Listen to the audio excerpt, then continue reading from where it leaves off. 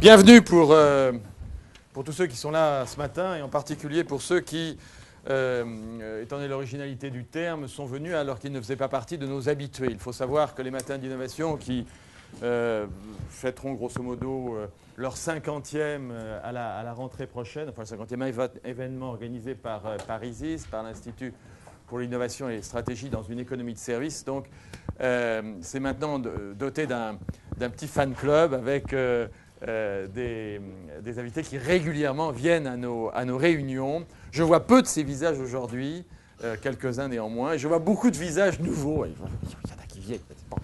Et donc, un grand welcome à tous ceux qui, justement, viennent ici pour la première fois et qui, j'espère, reviendront.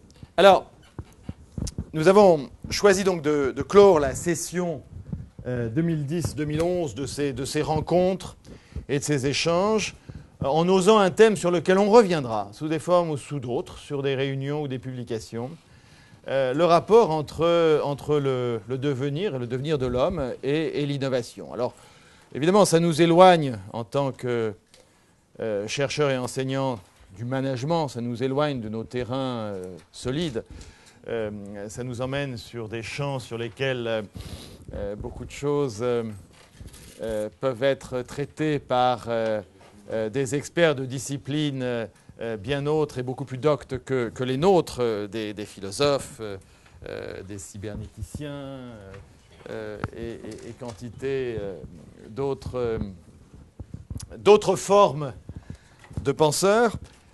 Toutefois, on ne peut pas faire abstraction de cette réflexion quand, dans le cadre de nos activités, nous prêchons, le mot est volontairement mis entre guillemets, la responsabilité dans l'innovation. Vous savez qu'ISIS, pour ceux en tout cas qui ne connaissent bien, fonctionne depuis 2004 en réalisant des travaux, en travaillant sur des thèmes avec des entreprises essentiellement autour de l'innovation dans une économie de service, mais également ou sous le parapluie plus large d'une réflexion sur l'innovation responsable. Qu'est-ce que ça veut dire, l'innovation responsable ? Thème sur lequel beaucoup de choses se feront. Ce qui est certain, c'est que s'interroger sur la relation entre la responsabilité de l'innovateur et le devenir de l'humain rentre complètement dans ce cadre, et même si nous ne sommes pas forcément très armés pour le traiter, nous sommes certainement beaucoup mieux armés pour traiter des problèmes véritablement de créativité et de mise en œuvre de solutions nouvelles dans les univers des entreprises que nous connaissons bien, de manière générale des organisations. Nous ne pouvons pas faire abstraction d'une réflexion sur ce thème. Alors, nous avons trois invités aujourd'hui. Donc, Raymond Hara, d'abord, de la SNCF, qui donc n'est pas encore arrivé, le seul qui représente là une structure de mobilité. Je m'amuse beaucoup parce qu'on a des rapports extrêmement étroits avec et tout à fait sympathiques et constructifs avec la SNCF d'une manière générale. Et donc, n'y voyez aucune forme de critique, juste un point d'humour. Philippe Durance, professeur associé au CNAM et je n'ai pas mes lunettes, elles sont là, donc j'ai du mal. Non.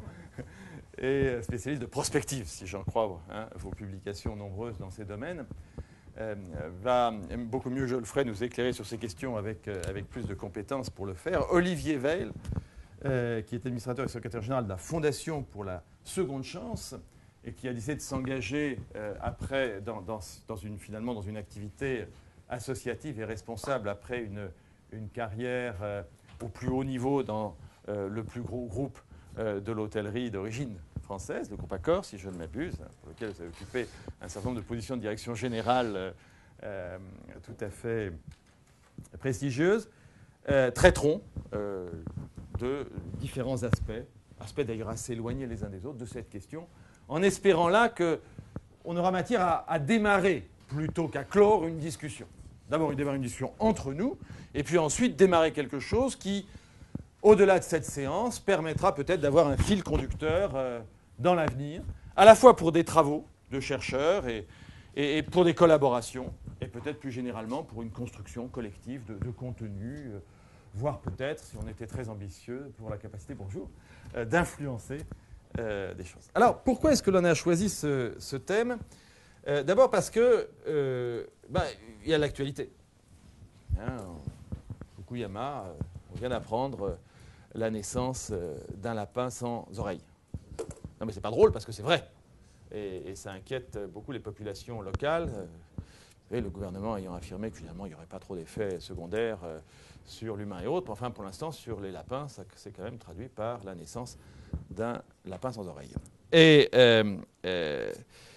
très récemment, un expert de l'énergie, Michael Levy, adressait la responsabilité de General Electric, à l'origine producteur du réacteur central qui a été le premier à rentrer en fusion à Fukuyama, en disant effectivement ce que l'on fait aujourd'hui a un impact 40 ans plus tard, et 40 ans plus tard, on cause des problèmes, sauf que les gens qui évidemment ont pris les décisions ne sont plus là pour les assumer, car il s'est justement passé 40 ans. Et c'est bien toute la question que l'on pourrait poser à tous ceux qui, par exemple, dans la Silicon Valley aujourd'hui, travaillent de manière totalement frénétique à développer dans la nuit une application nouvelle, quelque chose de nouveau, sans du tout se préoccuper de savoir dans quelle perspective tout cela se fait. Il y a actuellement un certain nombre de gens, dont beaucoup de professeurs de Stanford, qui font le constat que dans la Silicon Valley, on observe le développement d'une perspective-starved bubble, c'est-à-dire une bulle qui manque désespérément de perspective. On travaille dans l'immédiateté, mais avec une puissance de frappe extrêmement considérable, c'est-à-dire qu'on produit des choses, et on produit des choses qui transforment l'environnement et qui vont transformer l'humain, mais sans du tout placer cela dans une perspective, parce que ce n'est plus dans l'air du temps, parce qu'on est poussé par la pression, parce qu'on est poussé par la dynamique construite autour de chacun d'entre nous. Donc les ramifications à long terme ne sont que très peu ou très marginalement véritablement adressées. Alors, on ne peut que penser à l'auteur de Mary Shelley et à son caractère bien connu, Frankenstein, Victor Frankenstein, qui se maudissait lui-même pour avoir créé avec lui-même son propre monstre technologique. Et on pourrait se dire, mais comment est-ce que l'homme, qui finalement, pour satisfaire ses désirs, développe des technologies qui fonctionnent de manière à détruire la nature, on le sait, rien de nouveau là-dedans. Comment est-ce que l'homme peut-il systématiquement continuer à se mettre la tête dans le sable, à jouer l'autruche, même si, bien sûr, les uns et les autres écrivent des pamphlets, font des choses, mais dans notre consommation quotidienne, je veux dire, la salle est éclairée, on a pris le métro, certains la voiture, on va continuer, d'ailleurs nos ordinateurs marchent, on a des micros partout, enfin, je veux dire, on ne fait rien là, dans l'instant, d'autre que se mettre la tête dans le sable et de croire d'une manière candide que la technologie trouvera la solution aux propres problèmes qu'elle génère. Et que finalement, on est très peu responsable de tout cet ensemble-là qui nous dépasse. Alors, il y a un professeur de psychologie d'Harvard, Jeremy Gay, qui a beaucoup analysé justement les rapports de la décision humaine avec son devenir et qui a démontré que, d'une manière statistique, les humains, on s'y attendait, favorisent très significativement ce qui va apporter un mieux dans l'immédiat au détriment des conséquences à long terme.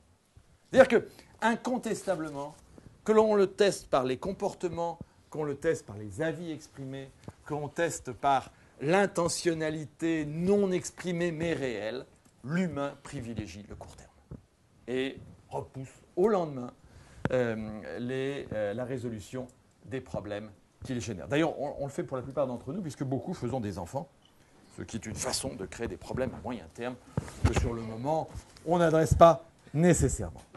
Alors, parmi les réponses que l'homme a fournies, il y a avec l'histoire de la révolution industrielle et ses prolongements, l'automatisation, puis la robotisation et l'ère nouvelle aujourd'hui des robots, des véritables robots. Alors, il faut en parler, le robot. Le robot, l'appellation naît en 1920 quand un auteur dramatique tchèque, Karel Čapek, utilise le mot slavonique de travail pour appeler ce qui ne va pas, à l'époque, constituer ce que l'on appelle aujourd'hui des robots, mais qui va le devenir. La machine qui allait devenir intelligente et qui, dans sa vision futuriste, allait remplacer l'homme dans le travail. On était en 1920. 20 ans plus tard, en 1942, Isaac Asimov, écrivain américain bien connu, confronte le robot avec le dilemme fondamental. En édictant une sorte de règle qui est restée dans les livres, à savoir que no robots should harm a human. Hein, aucun robot ne devrait agresser, devrait avoir un être humain. C'est un principe fondamental. Un principe fondamental qui, toutefois, est intéressant de mettre en perspective de ce que fait l'armée américaine. L'armée américaine, aujourd'hui, a engagé les services de 12 000 robots. 12 000 robots qui interviennent sur les théâtres d'opération. Les nouvelles petites choses qui sont mises en place actuellement sont, d'un côté, des insectes robotisés, tout petits, qui assurent de la reconnaissance sans être vus. Et on a également, dans le même ordre d'idée, des chiens géants qui sont bulletproof, donc qui sont non susceptibles d'être abattus par des armes de poing ou par des fusils. Un bazooka peut quand même faire quelques dégâts. Et qui sont là pour effrayer les populations, et en particulier les populations civiles. Bon, c'est un tout petit peu plus grave, je trouve. C'est pas encore en place. Là, le chien est déjà là. Il y a le projet EATR, dont je ne connais pas exactement la signification de l'acronyme, qui est un robot que le Pentagone est en train de développer et dont on sait que l'objectif est qu'il se nourrisse lui-même de toute la biomasse qu'il peut trouver, y compris de biomasse vivante. C'est-à-dire un robot qui interviendrait sur le champ d'opération et qui trouverait son énergie dans la biomasse qu'il peut aspirer, y compris en tombant sur un animal ou sur un homme vivant. No robot should harm a human. Alors, bon, ces robots-là, ils sont militaires, n'est-ce pas? Mais dans le monde civil, on voit effectivement qu'on développe quantité d'applications. Bien sûr, il y a des applications de production bien connues depuis les années 60. Mais aujourd'hui, se développe quantité d'applications justement dans l'univers des services. Les robots deviennent, d'une manière accélérée dans leur évolution, beaucoup plus intelligents et beaucoup moins chers, ouvrant des perspectives d'exploitation considérables. Ils apprennent à grande vitesse à intervenir directement avec leur environnement, quelle que soit la nature de leur environnement. Ce qui est une rupture technologique car, notamment dans les univers de production, on a toujours maintenu les robots dans des boîtes fermées, en quelque sorte, c'est-à-dire avec peu d'interaction avec l'environnement. Aujourd'hui, parce qu'on adresse la question de la robotisation dans les univers de service, au contraire, là, on va vers une interaction importante. Alors, le fait que ces robots deviennent plus intelligents ouvre des perspectives. Il y a aussi la possibilité de les rendre apparemment dans leur aspect aussi beaucoup plus sympathiques. On peut citer 3 cas. Il y a Paro, qui a été développé par une agence de recherche japonaise qui ressemble à un bébé phoque, sans doute pour faire plaisir à Brigitte Bardot, et qui est donc très mignon, et qui, merci Catherine de venir te joindre à nous, et qui répond naturellement à la façon dont on réagit, et le bébé phoque a essentiellement pour but de séduire, c'est-à-dire de créer l'acceptation du robot dans la société de service habituelle et dans l'interaction. L'objectif est un objectif de communication. Faire que le robot soit accepté et aimé dans la société civile. Alors, dans le même ordre d'idée, on a des gens comme Honda qui ont développé Asimo, qui est un robot qui a une forme humaine, qui marche, qui parle, qui répond aux altercations qu'on peut imaginer d'une manière non directement programmés, bien évidemment, avec un contenu d'intelligence artificielle complet. Et on ne peut pas éviter de citer Roxy. Personne ne connaît Roxy? Pourtant, on va certainement en entendre parler de Roxy, parce que vu les discussions dans les temps qui courent sur des tas de choses bizarres, Roxy est un sexe robot développé par des groupes de recherche américains et 2 universités. Et c'est quelque chose de tout à fait sérieux. Et c'est un sexe robot qui est programmé pour satisfaire toutes les préférences sexuelles, quelles qu'elles soient. D'ailleurs, le robot peut se transformer, paraît-il. Enfin, là, je parle de lecture biblique, ce texte. Je n'ai pas eu l'occasion d'expérimenter la chose, je tiens à le dire. Ces temps-ci, il faut être prudent. Le robot, d'ailleurs, peut donc passer d'un aspect féminin à un aspect masculin et même se situer en intermédiaire entre les deux. Et il a comme grande caractéristique qu'il écoute le ou les partenaires pour essayer d'améliorer sa performance.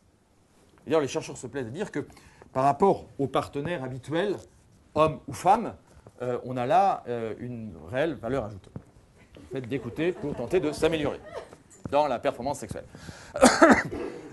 Mais bon, c'est lourd. On en plaisante, mais c'est lourd de conséquences tout ça.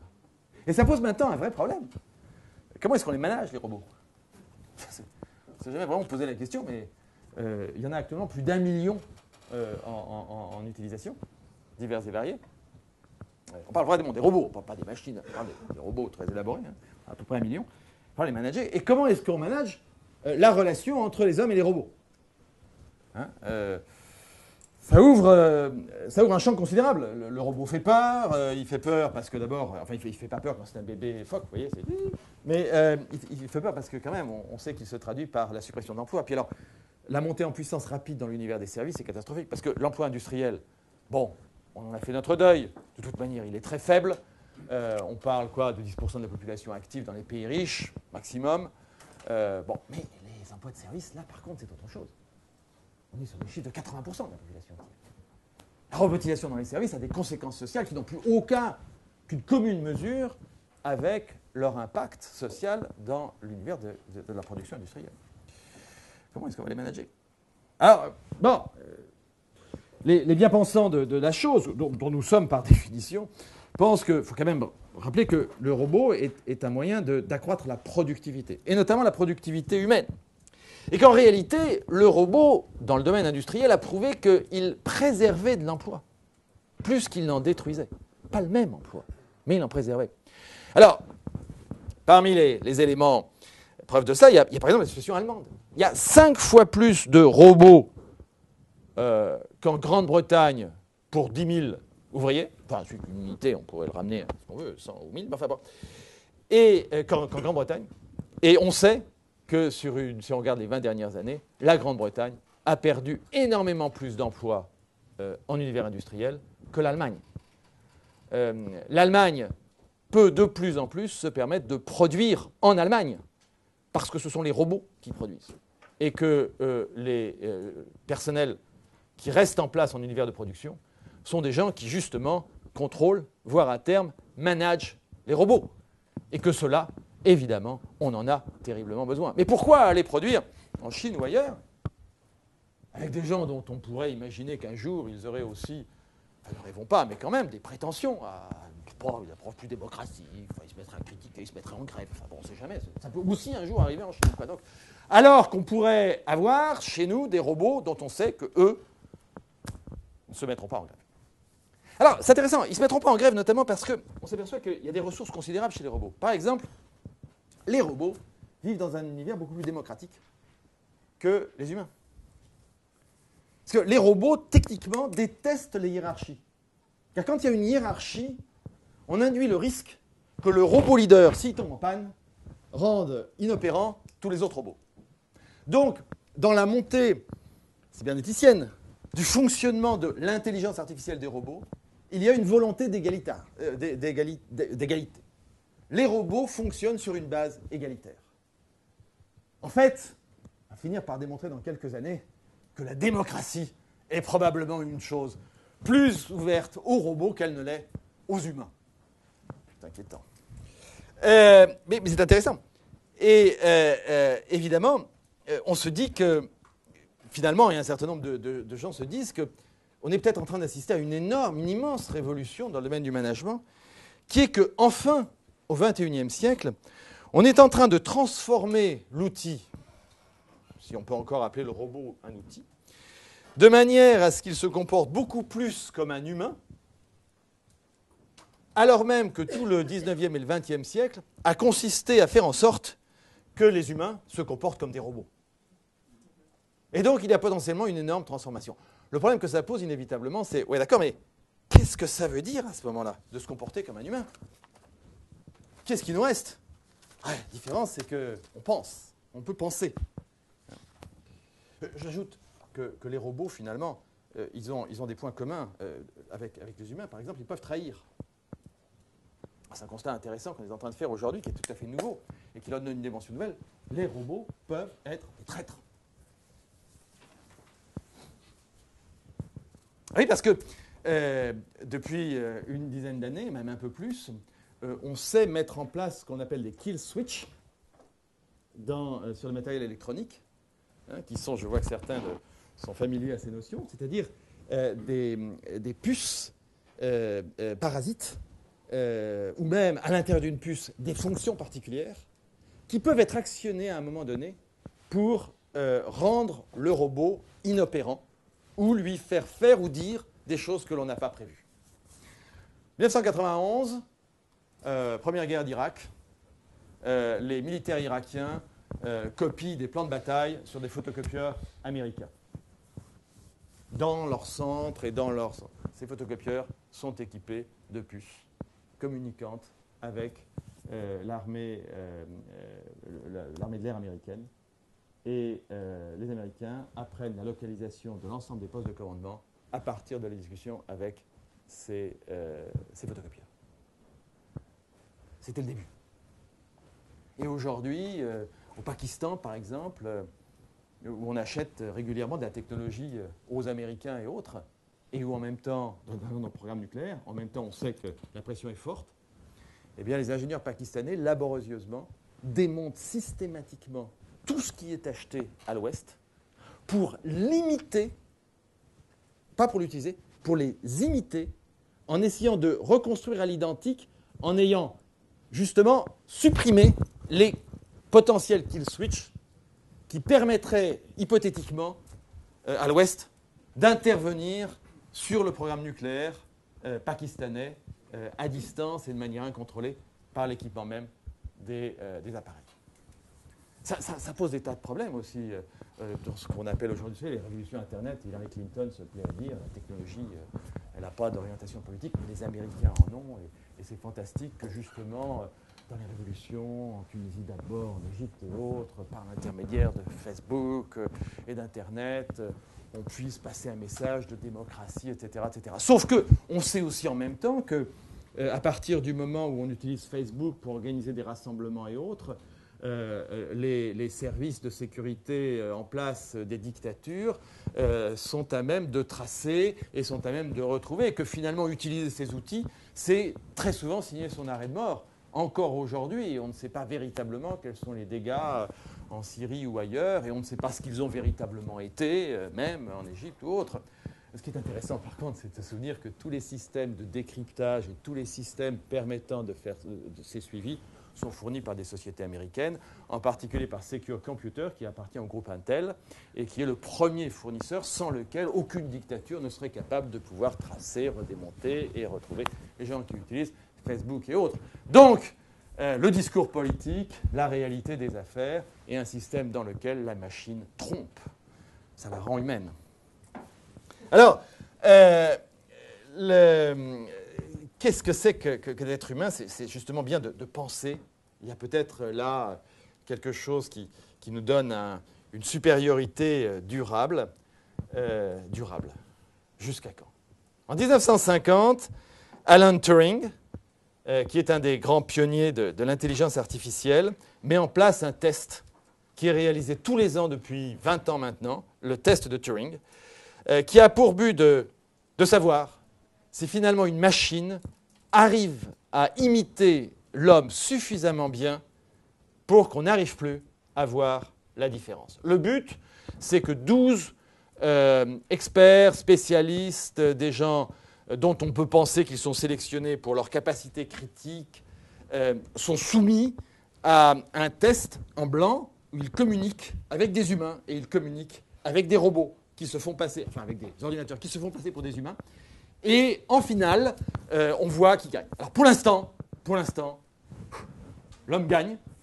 En 2008, on a une inquiétude. 3 des 12 jurys se trompent et identifient un ordinateur comme étant véritablement humain.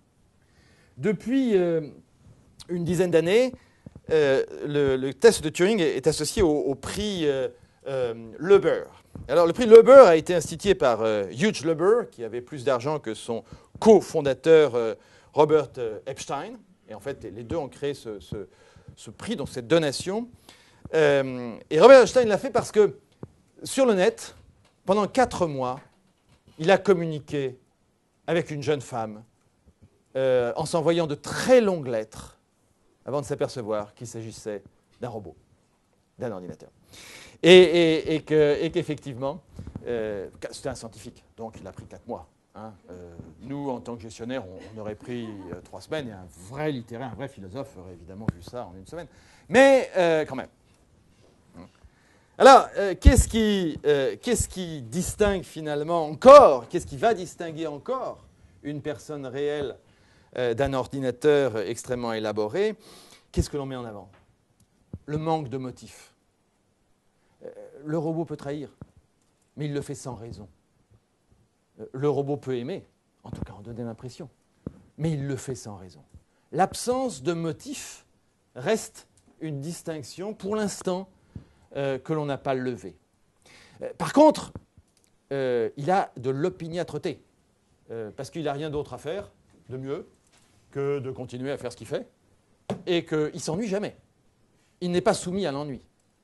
Donc, il peut aimer sans limitation dans le temps, parce que finalement, ce qui pourrait permettre à beaucoup de couples, enfin, hommes-robots, de ne pas être confrontés aux crises modernes qui agitent nos sociétés, finalement. Hein, bon.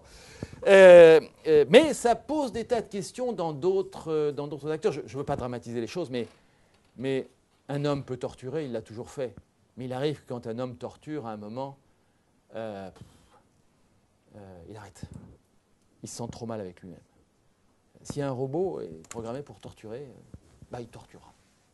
Sans jamais, probablement, trouver une raison pour s'arrêter. Sauf s'il y a une rationalité à un moment qui vient démontrer qu'il y a un intérêt à s'arrêter. L'absence de motif est extrêmement dangereux. Et c'est là un vrai sujet d'inquiétude. Alors il y a peut-être une autre dimension dans laquelle on peut être différent, c'est la créativité finalement. L'homme continue à être créatif. D'ailleurs, ça pose un vrai souci. On voit qu'il y a tant d'emplois qui peuvent être remplacés par des robots que finalement, cela veut dire qu'il nous reste fondamentalement à nous consacrer à la créativité. On n'a plus que ça qui véritablement constitue l'essentiel de ce que le genre humain peut apporter à cet univers mécanique, électronique et humain du devenir. Le problème, évidemment, c'est qu'on manque terriblement de créativité. Hein. Des études ont montré récemment que les entreprises qui cherchent véritablement, je n'ai plus à faire de remplissage puisque finalement nos 3 invités sont là, donc on va passer la parole.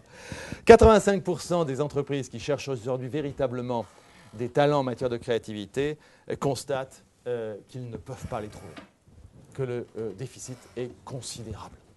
Et ça, c'est vrai pour...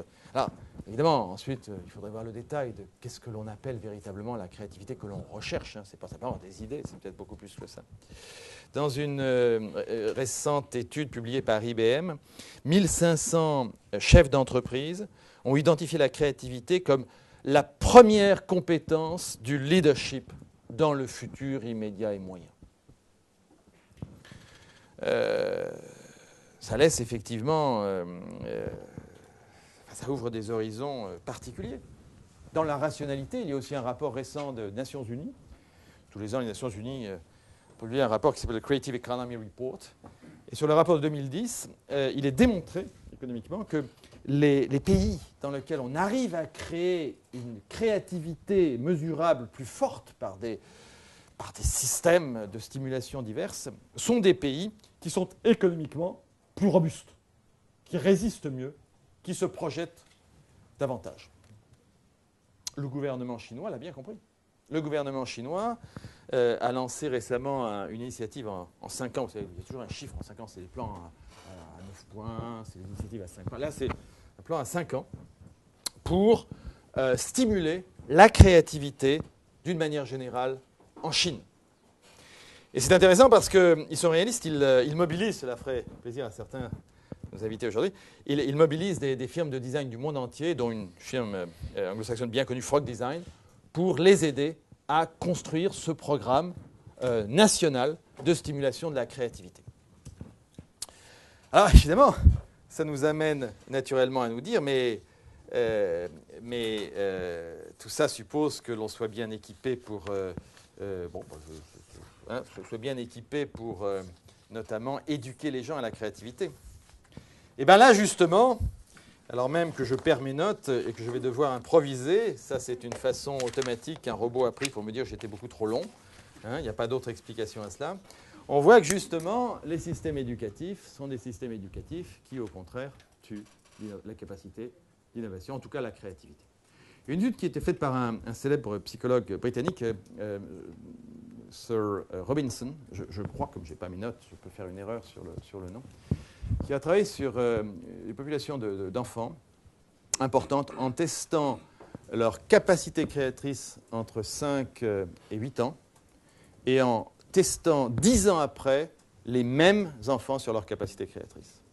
On est dans une évaluation qui va de l'absence de créativité au génie, dans une situation où 95% de ces enfants sont des génies en matière de créativité entre 4 et 8 ans. Seulement 10% le sont à 18 ans. Dans l'intervalle, on les a soumis au système éducatif classique, qui est fondamentalement conçu dans une logique du 19e siècle, consistant à faire rentrer l'humain dans une boîte lui permettant d'être un bon robot. Et on voit l'énorme décalage entre, d'un côté, la nécessaire ambition de faire en sorte que l'humain se projette dans cet univers de créativité qui est le terrain qui lui reste, alors même que l'on a encore, dans le monde entier, pas plus en France qu'ailleurs, un système éducatif qui, au contraire, le construit comme étant un bon robot. Et on imagine tout le décalage actuel et futur que l'on va avoir en matière de talents dont on a besoin dans nos sociétés et de talents que l'on sait produire dans le système éducatif. Très difficile de faire évoluer tout ça. Alors, en conclusion de tout ça, je voulais faire un clin d'œil à un mouvement qu'il faut prendre avec infiniment d'humour, je l'espère. C'est le mouvement qui travaille sur la question de la singularité technologique, les transhumanistes. Vous savez, il y a 14 ans, je crois en 97, je crois que ça fait 14 ans, une machine d'IBM avait battu Garry Kasparov aux échecs. On en avait beaucoup parlé. L'année dernière, une nouvelle machine d'IBM, Watson, a triomphé en février 2011, dans le jeu Jeopardy, qui est un jeu télévisé à quiz compliqué, avec des questions tordues. Eh bien, la machine a vaincu tous les humains dans ce type de jeu. À chaque victoire de la machine sur l'homme, ces tenants du transhumaniste qui prédisent la fusion entre l'humain et les ordinateurs battent des mains. Alors évidemment, on en sourit, mais ils ont un impact. En 1994, Vernor Vinge, qui est l'un des grands acteurs de ce mouvement, a popularisé ce concept de singularité technologique lors d'une conférence à la NASA et auprès des ingénieurs de la NASA, pas dans un rassemblement de sorciers à Central Park. La singularité, en mathématiques, ça décrit une fonction un peu floue qui, par exemple, atteint l'infinité. Bon, à l'infini, pardon. Et l'un des fondements du mouvement transhumaniste, c'est bien l'idée que nous sommes en train de créer des machines qui seront très vite plus intelligentes que l'homme. On a toujours dit, pour toutes les raisons qu'on a évoquées tout à l'heure. C'est leur conviction. Ou que l'on va développer une super intelligence ou une intelligence surhumaine grâce au mélange de l'humain et de la machine. Hein, le fait d'inculquer de la nanotechnologie dans nos cerveaux pour que nos cerveaux ne soient plus une construction naturelle, mais une construction naturelle dédoublée ou enrichie d'une construction artificielle qui permettrait de faire plus, d'aller plus loin, de stimuler davantage, etc. Derrière ce concept d'accélération permanente, hein, qui amènerait à cette rupture fondamentale, il y a les travaux de John von Neumann, qui est un des très très grands mathématiciens et cyberneticiens du XXe siècle, qui a été ensuite relégué par Ray Kurzweil, qui a maintenant un peu plus de 60 ans et qui est un peu le gourou du mouvement transhumaniste, hein, un ancien du MIT, qui prévoit que, et il est bon, finalement je ne trouvais pas si optimiste que ça, que par 2030, le test de Turing aura été évidemment gagné par les machines, et qu'il ne sera absolument plus possible de distinguer l'intelligence humaine de l'intelligence des machines. En tout cas, il ne sera absolument plus possible de distinguer que l'humain a plus d'intelligence que la machine. Alors, un peu fantasme serait Kurzweil, parce qu'il croit aussi à la vie éternelle. Hein, il pense que l'homme pourra devenir immortel en 2045. Alors, pas tous les hommes, hein, parce que ça coûtera cher, hein, mais que justement, par insertion de nanotechnologie, de machins, de trucs, évidemment, on pourra imaginer une continuité sans fin, puisque l'homme dont il parle ne sera plus totalement naturel, il sera très largement artificiel, et que donc son immortalité viendra très largement justement de cette capacité à relayer le naturel par le non naturel, lui permettant de s'ancrer et d'ancrer sa pensée dans une perspective future, notamment par les biotechnologies et les nanotechnologies. Il imagine bien sûr que l'homme passera de la réalité au virtuel d'une manière constante et systématique, la distinction entre réalité et virtualité n'étant plus pertinente dans cet univers supposé. Alors il y a forcément des tas de détracteurs, heureusement d'ailleurs, à cette pensée. Il y a notamment un physicien suisse, Theodor Modis, qui défend que, même dans la nature, on le voit bien, c'est vrai qu'il y a des montées exponentielles, mais qu'au moment elles atteignent un plateau, et qu'il peut arriver un moment qu'elles se retournent. Et que finalement, cette accélération des choses qui font que les ordinateurs, les robots, etc., dont on a parlé, deviennent de plus en plus intelligents, rapides, etc., bien, finalement, cette accélération, elle est exponentielle aujourd'hui, mais il prédit, lui, qu'on va atteindre des plateaux, et qu'à un moment, finalement, ça peut se retourner. Il est suisse, il n'y a pas le feu au lac. Enfin, il est installé à Lugano, c'est pas le même lac, mais quand même.